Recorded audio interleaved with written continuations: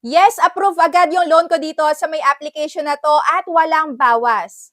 Not 7 days dahil 180 days to pay legit naman. Mukhang maganda, di ba? Pero nako, wag muna kayong magta-try dito hanggat hindi nyo natatapos yung video na to. So pag-usapan na nga natin ang Kivico Loan Application. And yes, wala talaga siyang bawas. Kaya ay na, umpisahan na natin. O di ba, hindi nyo alam kung talagang masaya ako o hindi ko alam kung ano yung mararamdaman ko. Nung naaprobahan ako dito sa may application na to, bakit? Kasi eto na nga, papakita ko na sa inyo. So disclaimer guys, ayan, hindi ko kayo inihikayat na mag-apply sa may mga loan application na sinusubukan ko ha. So this is for awareness, for educational purposes, para alam nyo nga kung ano yung mga loan application na pwede nyo ma-consider pagka nangailangan nga kayo, pagka kinapos kayo sa budget. Siyempre, sinasabi ko din yung pros and cons, positive and negative feedback ko, at maging responsable tayo na borrower. So, ito na ang Kivico. Nagawan ko na to ng unang video at sa website ako nag-apply ng loan sa kanila. So, 1,000 pesos yung iniloan ko pero ito nga yung repayment at 30 days to pay. So, ngayon nga may nag-comment sa may previous upload ko. Ayan, may nag-comment sa may previous upload ko. Sabi niya, na-offeran daw ba ulit ako after ko makapagbayad? So, ito na nga, nag-apply ako dahil may offer nga sa akin at approve agad-agad. Grabe, OMG. So, kung makikita nyo, repeated client na and meron ako ditong offer na 5,000 pesos. So, after ko nga ditong i-transfer, ayan, gusto ko 2,000 pesos lang dahil nung nakaraan 1,000. Papakita ko lang sa inyo kung pagka ba dito ay nag-loan ulit tayo, auto-reject na ba? Or a-approvean pa din tayo. So, syempre, basahin nyo muna lagi yung loan terms and agreements, pero papakita ko din sa inyo yan.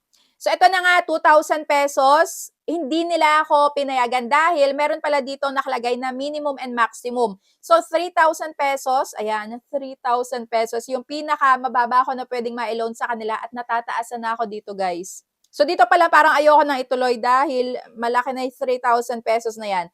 So, ayan, syempre, sige, i-gino ko na. At lumabas na nga ito, 135 days to pay at yung regular payment na schedule ay 2 times a week, 994 pesos. So, dito pa lang napapaisip na ako, ito ba talaga yung babayaran?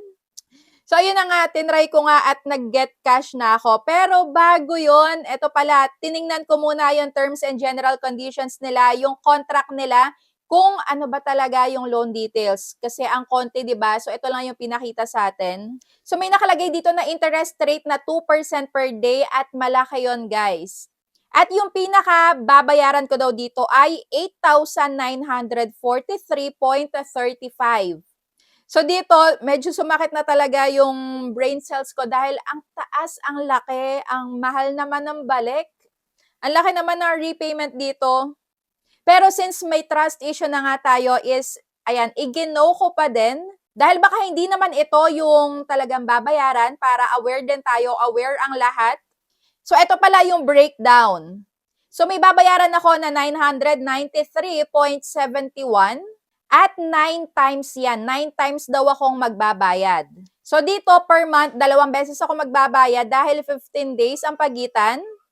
So ayun na nga, i-gino ko pa din at wala pang 1 minuto. Segundo pa lang guys, pumasok na agad sa may GCash ko at ayan, masaya ako dahil walang bawas at 3,000. Tumutupad naman sila dito sa may pangako nila. Pero eto na nga, OMG talaga. So eto na nga yung babayaran ko guys. Yun talaga, yun talaga. So, ito yung nakalagay sa may repayment ko. So, may nag-email sa akin na confirm na daw yung aking loan. And nung chinek ko nga yung aking contract dito is, ayan, 993.71 yung babayaran ko na sa loob lang ng 15 days. So, ayan, pagitan ay 15 days. Grabe, di ba? So, ayan, ito is kasi din sa may mga nababasa ko sa may ratings and reviews nila, wala pa yung due date mo, meron na silang mga reminders. Medyo marami ang tawag dito and calls. Kayo, kamusta yung experience nyo dito sa may Kivico loan application? Comment down below. So, ito, yung isang positive na nakikita ko lang sa kanila is ang bilis ng approval nila. 2 pala bale. At buong matatanggap. Yun nga lang, sobrang laki talaga. At kinumpute ko yung interest. Ayan, kamusta ba? Pasok ba sa may SEC? So, yung 3,000 pesos ko nga na inutang, ang total na babayaran ko ay 8,943.35 at yung installment, 9 payments. Kada bayad ko, 993.71 at yung loan term ko ay 135 days. So, yung 993.71, itinimes ko nga sa 9 at ito nga yung total. Ayan, 8,943.39. So, ngayon nga is magkano na yung tubo nila. Ayan, i-minus ko yung 8,900 plus na yan sa may 3,000, yung actual na natanggap ko. So, lumalabas na ang pinakatubo ay 5,943.35.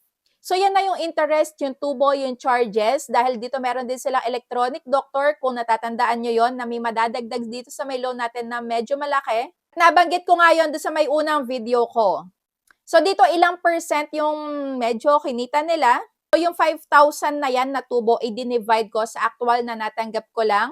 Yan, equals and then multiply by 100. So, dito ang total ay 198.11%. Grabe, doble-doble, triple-triple pa. So, ano naman yung monthly equivalent na to pagka in-estimate natin? So, yung 135 days is equivalent to 4.5 months. So, ngayon, itong 198.11% i-divide natin sa may 4.5 months. So, dito lumalabas na ang per month nila ay 44.02%. Sobrang laki, guys. Kaya kayo mag-isip kayo kung ano ba yung mga tinatryan nyo na loan application. Please, basahin yung maigi and maganda na nanonood kayo ng mga ganitong klaseng loan application na review para aware kayo, totoo ba itong pinapakita nila? Makakatulong ba to sa akin or makakadagdag lang ng burden ng isipin? And yun nga lang, naglabas nga yung SEC na cap lang, na interest cap na dapat ipinapatong lang ng mga loan application sa may mga borrowers. And dito nga is dapat nasa around 12% lang per month. So, dati is 15% per month yung ibinigay nila na dapat ito lang yung interest rate na ipapatong ng mga lending application. Pero ngayon nga is 12% na lang.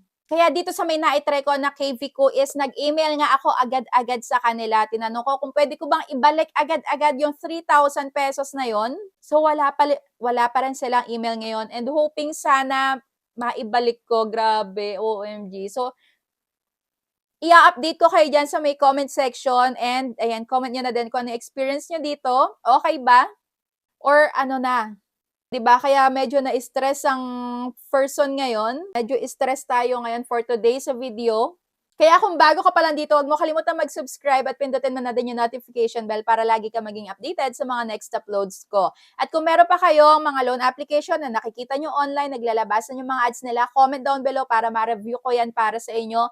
Para makita nyo nga muna kung okay ba yung utangan or hindi. So, ito nga pala guys yung ginagamit ko na Shisuo na wireless microphone. So, yan nga yung pinamba-vlog ko. Ayan, gamit na. Meron na siyang mga dumi-dumi. Ito yung pinaka-charging port niya.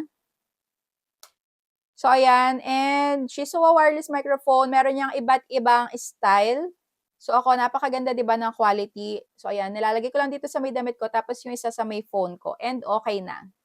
So, that's it for today's video. Aantayin ko yung reply nila. Sana KV ko, ayan, pwedeng ibalik.